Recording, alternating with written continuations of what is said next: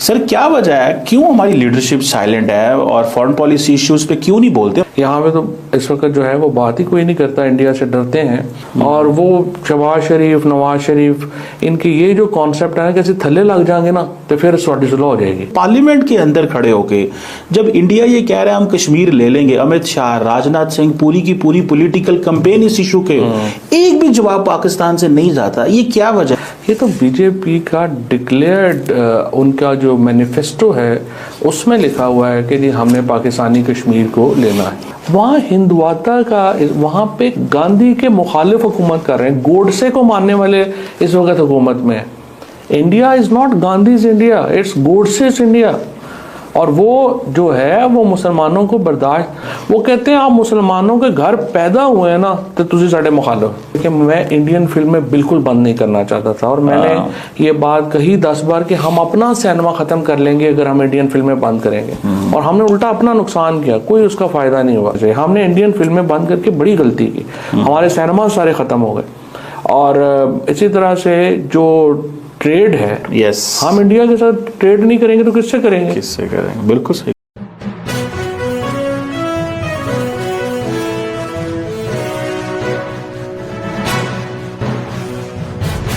क्या वजह है, क्यों हमारी लीडरशिप साइलेंट है और फॉरेन पॉलिसी इश्यूज पे क्यों नहीं बोलते? हमारे पास फुल टाइम फॉरेन मिनिस्टर है, क्यों हमारा मुकदमा दुनिया के सामने नहीं जा रहा?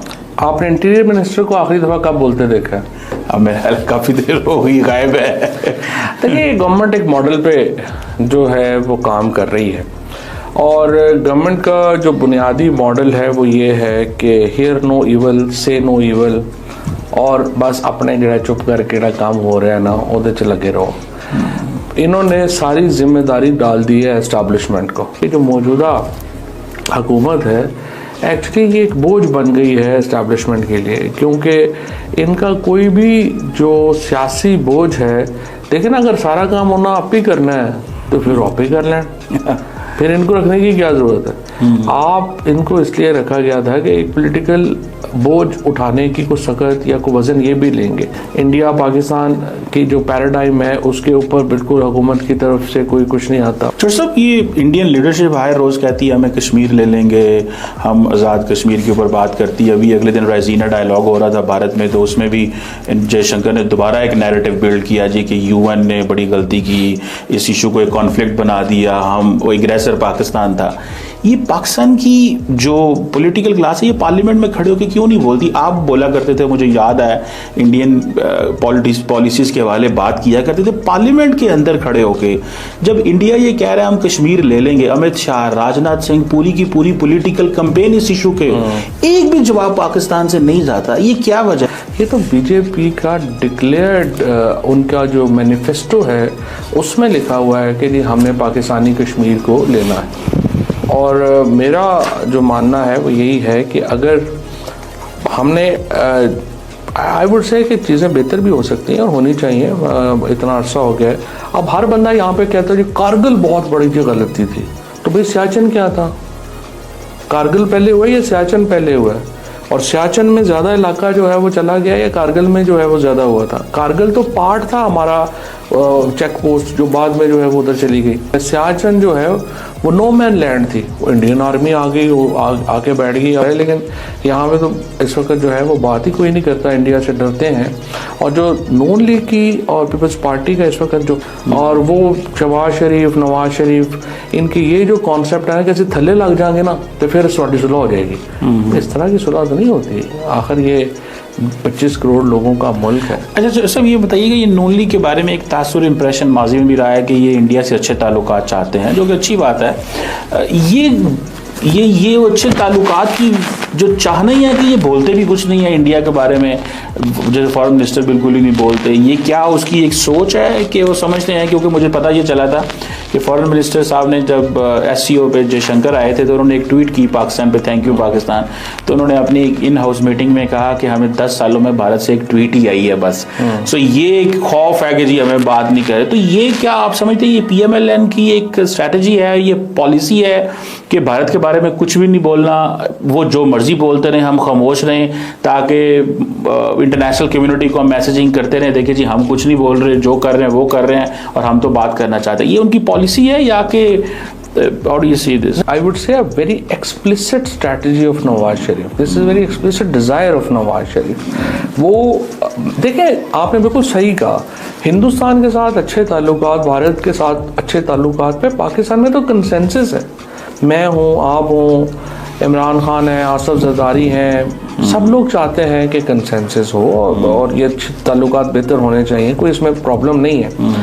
बट प्रॉब्लम यह है कि दूसरी तरफ वहाँ हिंदुवाता का, वहाँ पे गांधी के मुखालिफ हुकूमत कर रहे हैं, गोडसे को मानने वाले इस वक्त हुकूमत में है।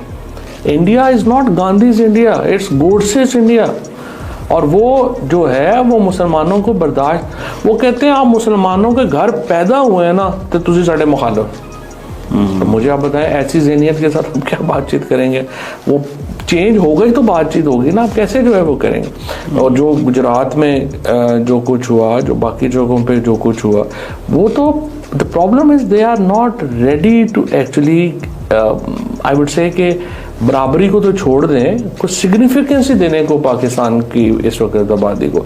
ऐसे माहौल में कैसे बातचीत हो सकती है? तो इसलिए मॉडरेट्स जब इंडिया में आएंगे तो उस वक्त पाकिस्तान और भारत के दरमियान ताल्लुकात जो हैं वो बड़े बेहतर हो जाएंगे, क्योंकि पाकिस्तान के अंदर अब ये कंसेंसस है कि इंडिया से ताल्लुकात अच्छे होने चाहिए। नहीं, पाकिस्तान के अंदर है, लेकिन चौधरी साहब आप उस वक्त कैबिनेट में, और कहा जाता है कि शाह महमूद कुरैशी, शरीफ मज़ारी साहबा और शेख रशीद जो थे वो नहीं चाहते थे कि भारत साथ नॉर्मलाइजेशन हो सुनने में।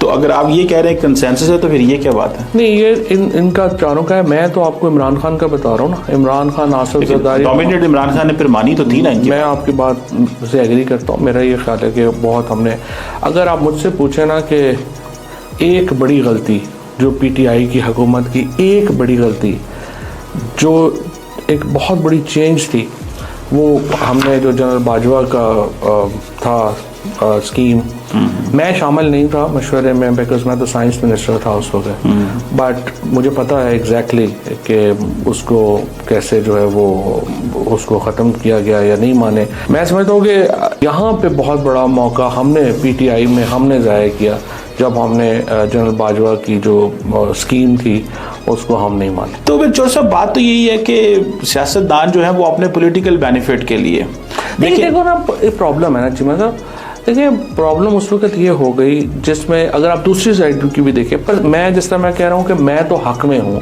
और आप कैबिनेट में देखिए, मैं इंडियन फिल्में बिल्कुल बंद नहीं करना चाहता था, और मैंने ये बात कही 10 बार कि हम अपना सिनेमा ख़त्म कर लेंगे अगर हम इंडियन फिल्में बंद करेंगे, और हमने उल्टा अपना नुकसान किया, कोई उसका फ़ायदा नहीं हुआ।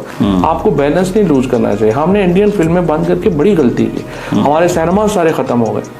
और इसी तरह से जो ट्रेड है, देखिए ना, प्रॉब्लम ये है कि चीमा साहब फिर जो है ना, हमें तो कह देते हैं ना कि पंजाबियों की बात करते हैं और ये वो, बट फैक्ट इज़ देखें, खैबर पख्तूनख्वा के साथ जो है वो चाइना भी उसको जो है वो गिलगित बल्तिस्तान वगैरह के ज़रिए जो है वो उधर भी आ जाता है, और फिर आपका अफगानिस्तान आ जाता है। लाइकवाइज बलूचिस्तान के साथ ईरान है और Afghanistan. Punjab is land locked. Yes, हम इंडिया के साथ ट्रेड नहीं करेंगे तो किससे करेंगे? बिल्कुल सही।